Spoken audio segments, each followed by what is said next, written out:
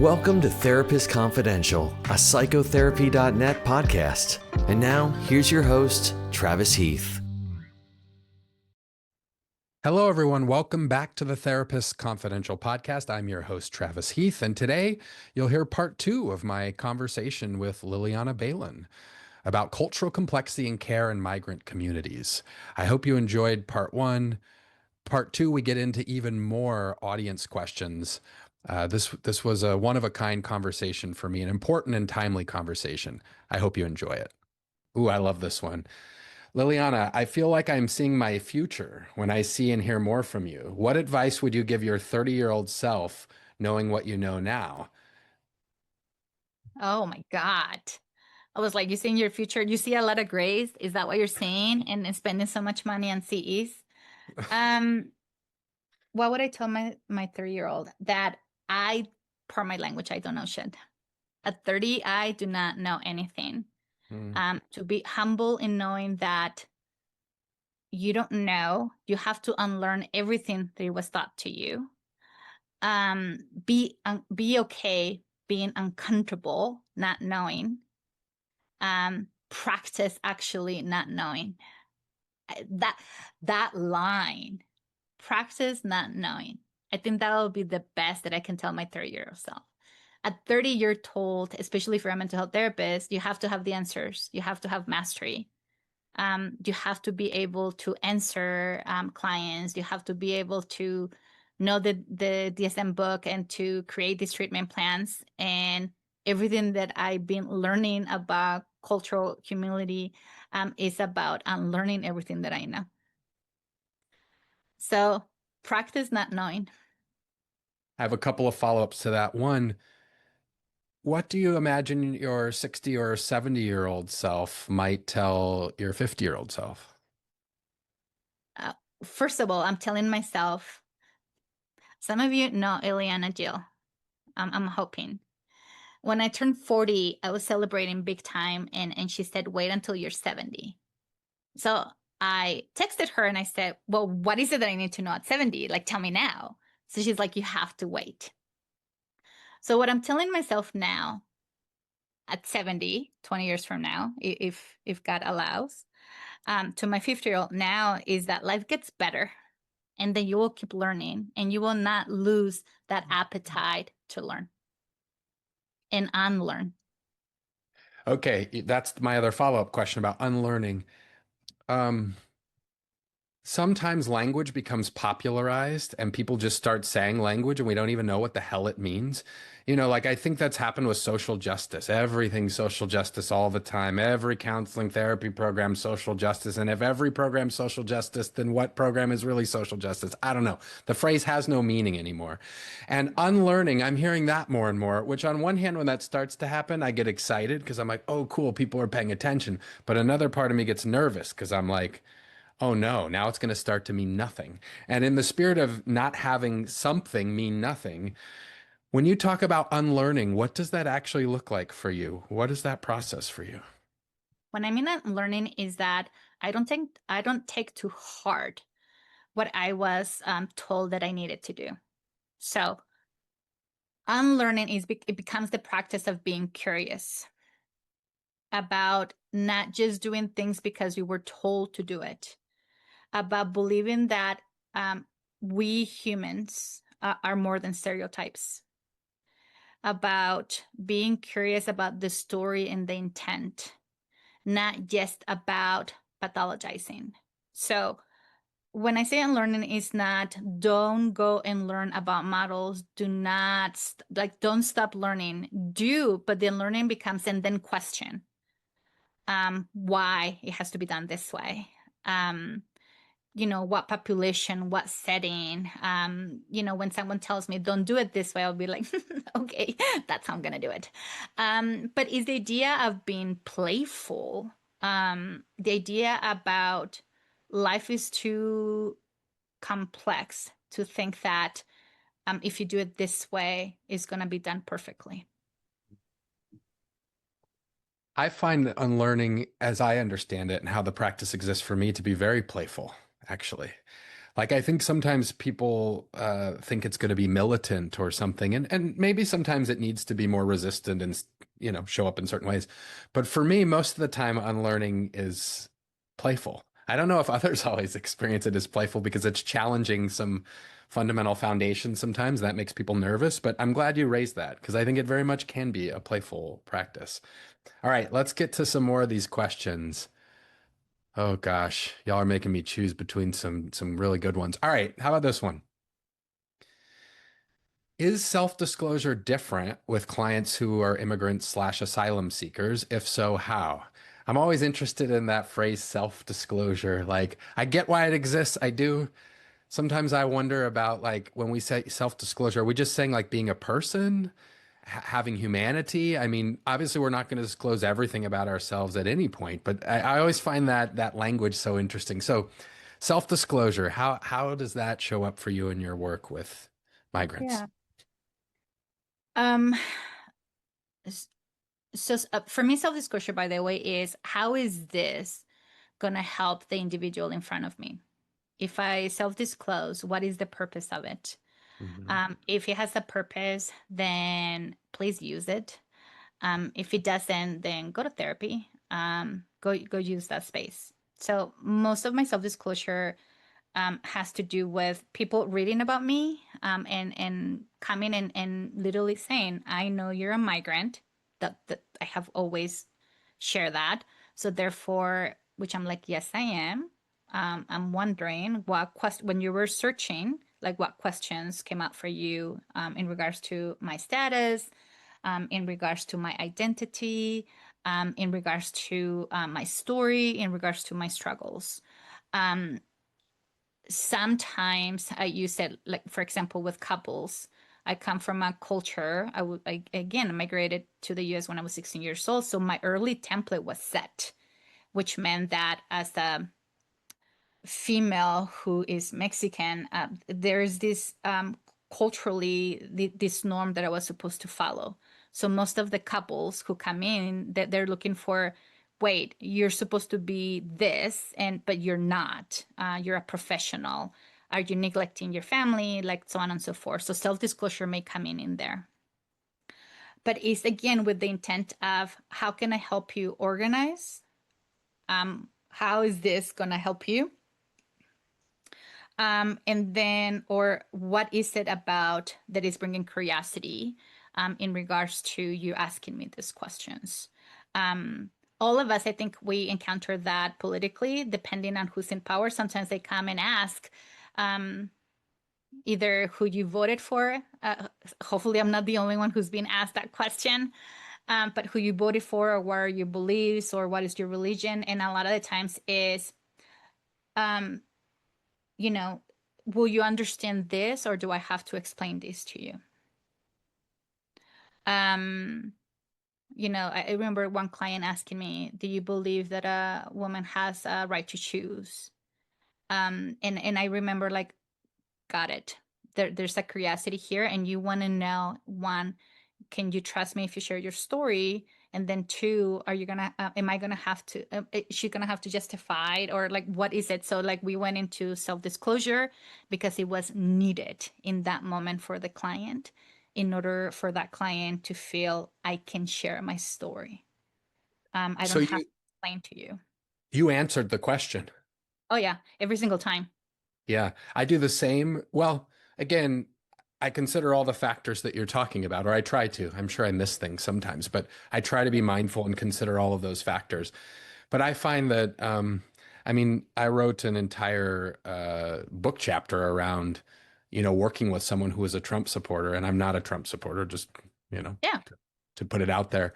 And, you know, being asked questions like that, I think often we've been taught to be evasive and to say, "Oh, that's interesting," like, "Oh, I wonder what's driving that question," and the way that I've interpreted many of those questions, again, I think each one's different. Part of the spirit of what I hear you talking about today is it's that old phrase, meet the client where they are, but that's another one of those phrases that ceases to mean anything at this Yeah. point, right?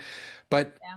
when I can hear that the question is connected to safety, right? And it's connected to their ability to engage in the work, I have no problem answering the question. And I feel like people don't like that sometimes, and that's okay. Not everyone has to practice the same way. But I think I hear you saying that for you, you'll disclose that as well. You'll actually answer the question when you feel like it serves the relationship.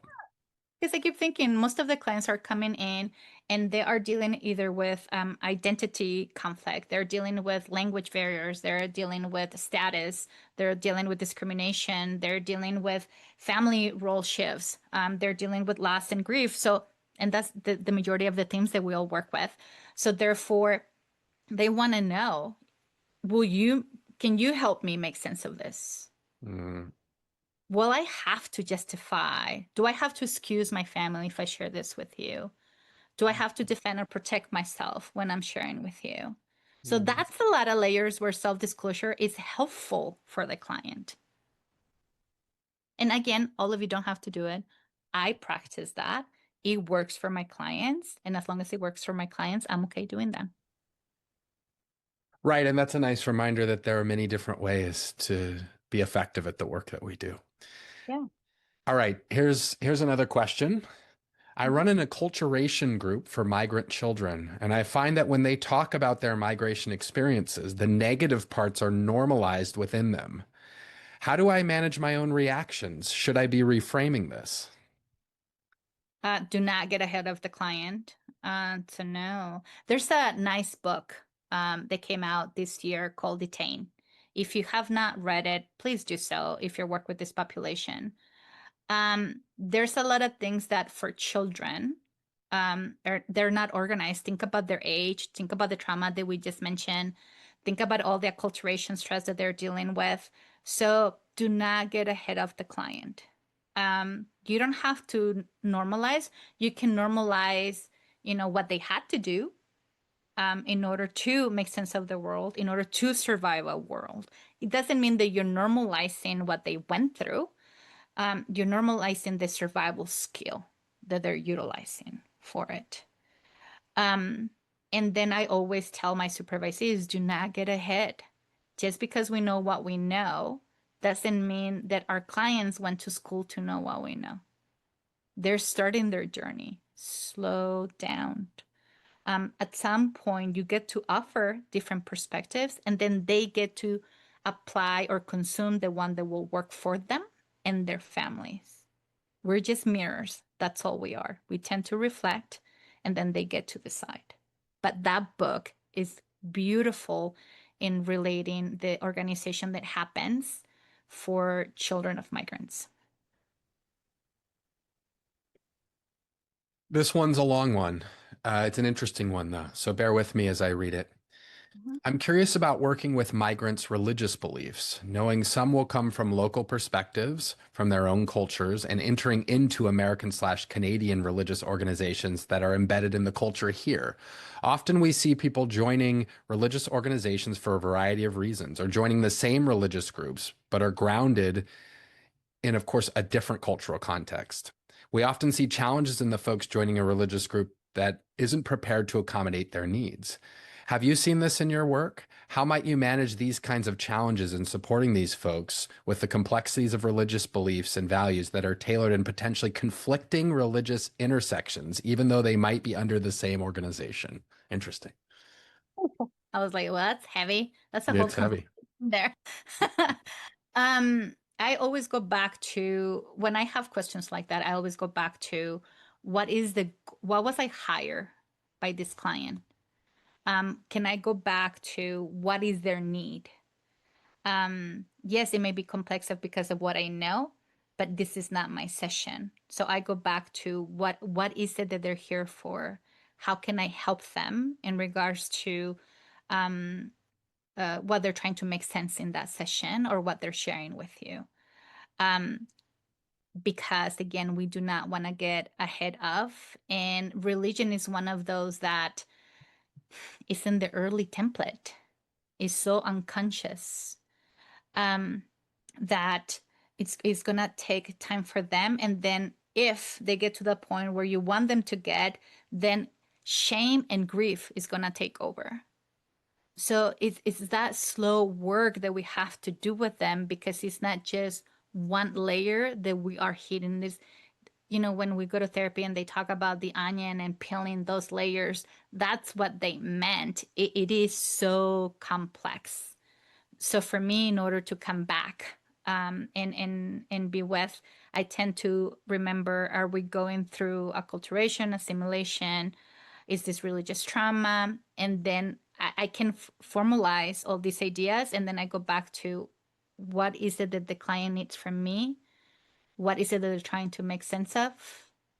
And what is it that I was hired for? I leave myself out. This I think speaks a little to what you were just saying, but perhaps moving in a slightly different direction. So, you've been saying that we need to understand and learn the culture of the client. That makes sense.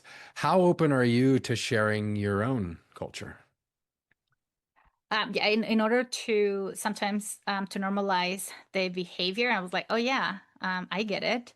I grew up, and every time that I go back to Mexico, even though they're giving me passes, all of you, like I'm really proud of this moment, but every time that I go to Mexico, it takes me a day or two to remember the culture of Mexico, which is I'm a female, and not that it's different from the US, but in Mexico, even when you go to restaurants, they tend to the male and they ask them questions, and then they ask them about my order.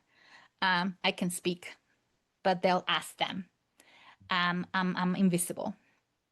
So as a female who's a feminist, that does not go well. So then it takes me a day or two of like, you're taking this personal. This is a country culture. Then when I go and enter my uncle's home, then then it's a subculture. Then I'm reminded of my places in the kitchen, not in the living room. So for some of you, maybe like what, like yes, and I can join you and I can laugh, but then is how am I honoring my family culture and my ancestors? And instead of seeing it as this is wrong, this is not equality, this is not justice, how can I join? And then what is it that I get to be curious? What is it that I get to either pick up as a fight or join them in regards to tradition? So I have no problem in going to the kitchen. However, like it's not nice lately now that my uncle is like, come and join us. So now they invite me to the living room to drink tequila with them. I was like, I made it. So I don't have to be in the kitchen all the time. However, now I'm choosing to go in both places in order to join them, right? So I'm sharing this because now every time when I say I talk about culture and I teach about culture, I also have to be aware and practice that. It's not just my way. It's not just the Western way. It's not just the feminist way. It's not just the therapist way. I'm adjusting, constantly wherever I go, depending on the culture that I'm entering and therefore honoring, because not everything is about me. Let's see. Let's try this one. Considering the shared identity of being a migrant, how do you handle countertransference? Tell me more. I always ask myself this question honestly, and I do it so often that it happens in seconds, which is, whose session is this? By asking myself that question, automatically I go into, is this necessary? What is happening for me? And as soon as I have a break, let me call my therapist, because I may have to go and work on something here that I thought.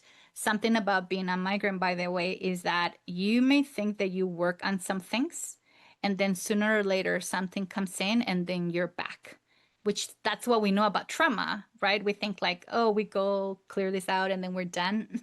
Not so fast. So yes, it happens. And then I work on the awareness, not only somatically when we started off, I'm a container. 2, whose session is this? 3, if I self-disclose, how will this be helpful for the client? But in the countertransference is, let's go, my therapist. Something came up, and I may have to go work it out, which happens when I go to trainings, happens when I'm providing sessions, and happens all the time. I'm working in the last I would say 10 years, not only become aware, but also taking accountability and responsibility for what's mine. This question is definitely something that's on my mind a lot in my university life, because we have cohorts that, have folks who speak Spanglish, for example. And so we have Spanglish speaking practicums, right?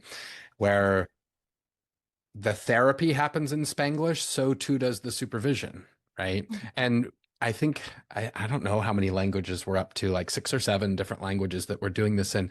And so what coming up as a student and in my early professional career, I found that most of this was done through translation, which, that has its pros and cons. There's still access to services. I could definitely see some challenges with that. So the idea of language and language justice is just something that's really been in my mind and heart the last 3 or 4 years. But here's the question. Do you work in English even with clients whose native language is different? How do you work with clients whose English is not good enough to fully express themselves? I just want you to know that I literally, what was it, Saturday, I did a TEDx in regards to this topic. So literally the translation, because I did it in Spanish, by the way. So literally the translation of my TEDx is, I was trying to do it right away in my head, language of trauma. Why, oh my God, language of trauma. Why language matters in healing. So even in that, what I share is that we think of language in regards to one way of communicating, when in reality, sometimes we have to focus on where the trauma happened and what language did the trauma happen. Or in that moment, where is my brain compensating because of the worlds that I'm coexisting? So sometimes it's in English, sometimes it's in Spanish, sometimes it's Spanglish, sometimes it's something that I just made up because I couldn't either find in English or Spanish. I'm really famous in my household for making up words. But even when it's another language, which I have to say, since 2012 that I've been a mental health therapist, given that this is my second career, I can say only twice I have had that, and it was Vietnamese, and I was trying to remember what's the other language, which I did have to use a translator. I think that using a translator is better than none. You do have to become, how all of us became really good about doing telehealth and focusing on cues from here to here. Yeah. When using a translator, literally you are listening to the translator, but you are focusing on the client somatically, what is happening for them in order for you to attune to what is emerging in the room. That's something that I do when I work with translators. And then in regards to shifting languages, it is just necessary when we coexist in worlds. And honestly, that's why I created that TEDx talk, because it's not about saying it in English. It's not about saying it in Spanish. Sometimes we have to touch both languages in order to allow the organization not only what you want to share, but given the permission to share that. I cannot say it in one, I cannot say it in another one, so I have to touch both in order to do so. And it's something that a lot of my colleagues also couldn't understand. Sometimes I'm exhausted and I have to switch to one. Sometimes this is really powerful, so I have to switch to the other one. So if you ask me, Liliana, I said, so then you go to Spanish when it's powerful. It all depends on where that trauma or that story emerge. So I may have to go to English, I may have to go to Spanish, I may have to tap to both. And if it's not Spanish or English, because I'm working with someone, and again, most of the people who come to see me, they come to see me because they know of those two languages. So very few happen outside those. But if you are in that position, what I will say is don't focus so much on the language. Focus on the attunement. Focus on the somatic that is surfacing in the room. That's what's going to give you information, not the context of the language. Great. Here's another one. What recommendations would you offer in learning about another person's culture to not burden the client with having to educate us? How do we cultivate the balance of our reading, trainings, etc., and asking clients? I think that concept also is so misused. Look, I have to take responsibility to learning about clinical stuff because that's what I chose as a profession. But in regards to learning about other culture is how would I know about the subculture of your family unless I ask you questions? Don't we do trauma intake history in order to do that? It's not different than learning about someone's culture. So it's not their responsibility. I'm being curious about them and asking them about their family, about their upbringing, and asking about their families, asking about culture. How did your family responded to? How did your family interact? I just had a couple, and I was asking them when they were talking about something, and I said, I'm curious. When you were growing up, what is it that you saw your dad do? I'm asking about culture and subculture right there. So we're already asking these questions. It's just that when we put it at context of culture, somehow we do, have this fear of doing it wrong or getting it wrong. Can I simplify it? You're already doing it. And it's not their responsibility to give you the perfect answer. It's your responsibility to organize it in regards to, is this trauma? Is this culture? Is this behavior? It's all these things for you to create your notes. But it's you're asking about culture. I'm trying to simplify it. You're asking about culture in your everyday interactions. When you ask about sexual orientation, when you ask about religion, when you ask about profession, when you ask about parenting, when you ask about all of those are cultures. So we do that every day.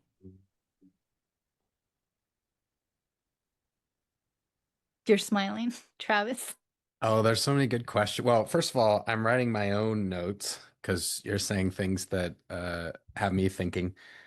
And then I would ask like 5 follow-ups, but then I have all of these questions here that I want to get answered too. So I'm in a good place. This is a good problem to like, there's nothing worse when you're sitting where I'm sitting and you're feeling like, well, there's nothing left to talk about. I'm having the opposite. I'm like 15 minutes and we have 45 questions. So we'll see what we can do with that. Which is the sign of a good webinar, by the way. Okay. Ooh, okay. Let's go to this one. You were talking about this some earlier. We were together, this idea of like adapting models. And then this question is, what does it mean to adapt? Because the question could be, do I change the model? It's an interesting question because, like, I suppose to adapt, there is change that happens, but what does it mean to adapt? Are we changing the model? First of all, let's go historically. Tell me what model has not made adaptations and came out later with their own language and their own model. From the beginning, every model started like that. So they always have done it. Of course, they added research and they added all these things, okay? So you're always doing that. Adaptations is something where we honor the model. We believe in the model, but we are playing and not following a protocol to the T. So if you think about, for example, EFT, emotionally focused therapy, and they said, our goal is to go to secondary emotion. I may make the adaptation. They said, nay, nay, not today. It's not safe to go here. So can I go to a somatic response? Can I go to and just stay here on the internal dialogue that they are having and they are not sharing because there's so many risks? Can I go to normalize their survival behavior, the automatic survival behavior, because it's something that is keeping them afloat? Can I go here? That may be an adaptation that I do and not going automatically into the negative cycle and the emotion because may not be safe, or it may be overstepping from a cultural dialogue per se, from a cultural standpoint of view. In EMDR, we follow step by step in our dialogue when we are processing. I may have to use, something in order to make an adaptation to help the client either organize, process, or integrate something that is meaningful to them. So it may be that I step out of completely talk therapy and I may go into Centre, or I may go into art, or I may go into narrative talking, maybe like writing or using songs or something. That's the adaptations that I mean, which is I honor and I adapt to what is it that is needed in the room from me. Which then if you ask trainers, they may tell you, I have a problem with Liliana because she's not a purist. And I'm totally okay not being a purist. What do you think often makes therapists as a bunch nervous about adapting? Wanting to be perfect, wanting to please a model or please a trainer or please a supervisor. I think that's the fear. We are so eager to please and to do it right. That is the fear that drives us. Did I just simplify it there? I mean, I think that's what it is. Yes, in our previous conversation, by the way, Liliana and I talked on the Therapist Confidential podcast a little while back. So if you are enjoying this conversation, you can find that episode where we talk about some of these things and more that we talked about today. But one thing we talked about in that conversation was your role as a supervisor.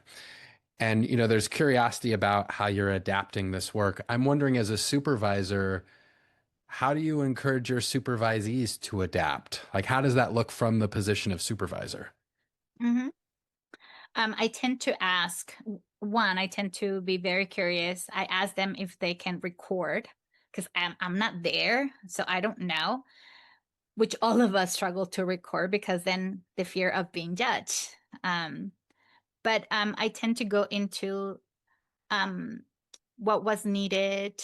Tell me what tell me what got you to choose this or to say this. Obviously, you were so attuned in that moment, and I'm just curious about that moment. So the curiosity gets to be the driver of every supervision session because one, as supervisors, we're not there. So therefore, we don't know in regards to the attunement, in regards to somatically what happened there. Like we just don't know. And then two, I'm more curious because about the supervisees choices because I want them to feel comfortable with their own voice, with their own style of being a therapist. I'm not interested in creating mini-me's. I'm not interested in creating, someone who's just gonna follow Shapiro or Sue Johnson or, whoever they follow. Like I'm interested in helping them develop their own style, their own voice, and what will that look like and sound like. So I have to adjust to the supervisee style. So I just get to be curious. I get to witness. I get to be a bridge between the model and their style. Since I get to host these, I'm going to ask a couple of questions that I've been curious about as we've been going along.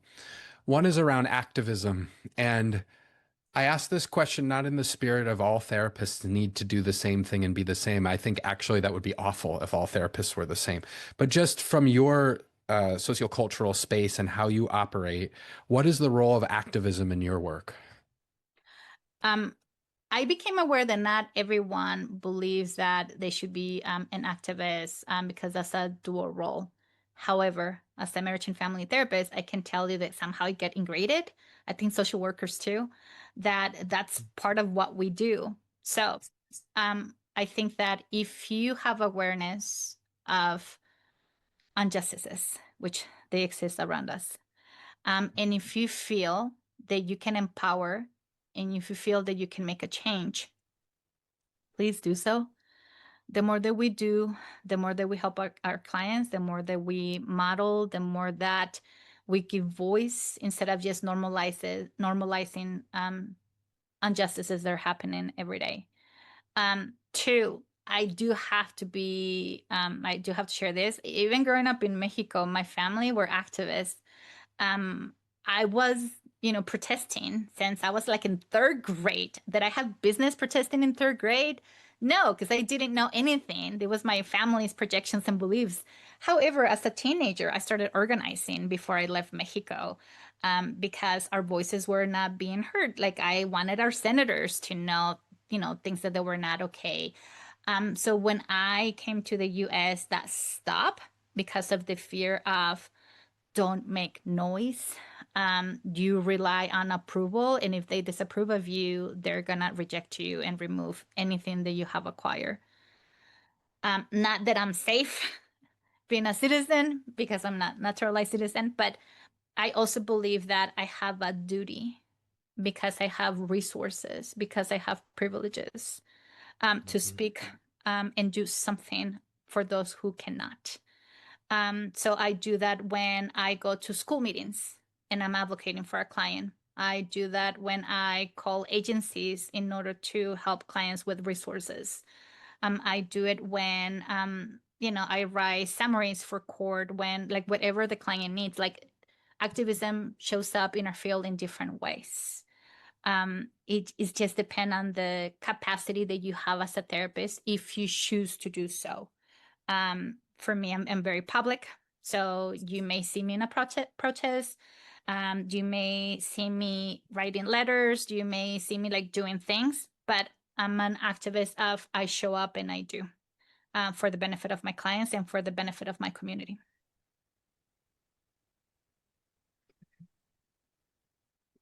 At the start of this conversation, I was asking you about this particular moment in history, especially in the United States, where we're both located. And you mentioned this feeling of hopelessness. And I actually think that there can be something really therapeutic and communal about putting voice to that, because often we're feeling hopeless. And to know that we're not alone in that hopelessness, I think there's value in that. Yeah.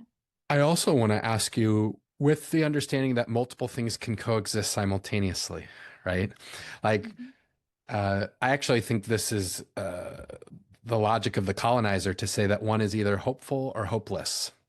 This kind of binary logic is often the logic of the colonizer. And so I think we can feel hopeless and we can feel hope simultaneously. And I'm wondering, as we come to the end of this conversation, what has you feeling hopeful about this moment in time and the work you're doing?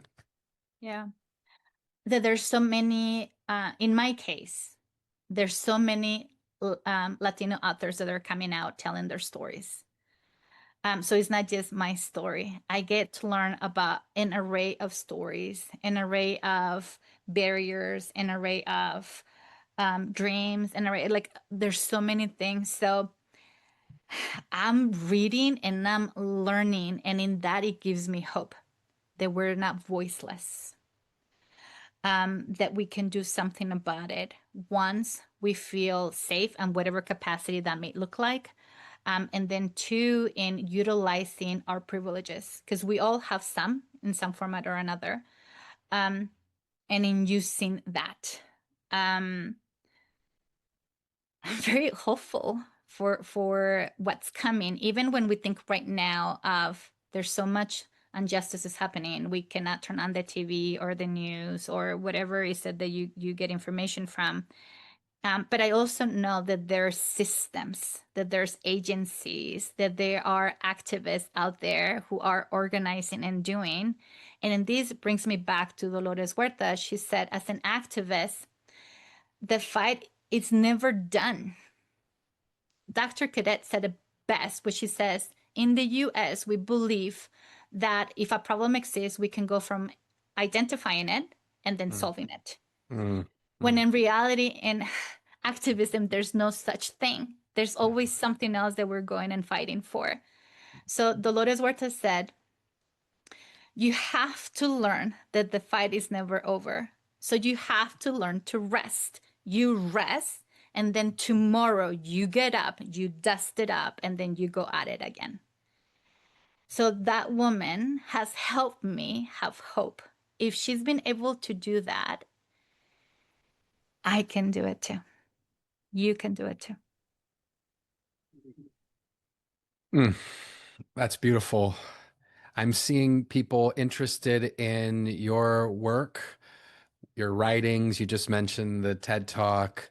I mean, of course, we're going to send out a resource list. So for folks, that'll come to your email. But anything you want to highlight, Liliana, in terms of the work you've been involved in or things people might be interested in reading or consuming? Yeah, I think right now there's a TEDx talk that I did on 2022, which has been understood as a migrant. If you can, like, go listen to it. It talks about the nervous system in regards to migrants and an automatic response. The TEDx in Delaware, it's not out yet because it just happened. So they need time. But Sure. if you can, it's in Spanish. So share with your clients who are bilingual, share with your colleagues, because again, I'm talking there in regards to the importance of understanding language. I had I'm writing right now for associations, like if they have newsletters or things like that. Now I'm making sure because I have a privilege. So I'm writing about working with this population. I'm starting to tap into books. So some authors are finding out about me. I wrote already a chapter for in regards to a trauma book, and I'm writing right now a chapter for EMDR, and a chapter for a play therapy book. So they will be coming out in the next 2 years. But honestly, just follow me on social media in order for you to find out what I'm up to. You will notice that I'm a busy bee. It seems like I don't sit still, and that's part of my activism too. Hmm. Well, it was an honor, Liliana. Thanks for bringing your voice to the forefront today. And I really hope that we're able to do it again soon. Me too. Thank you, Travis.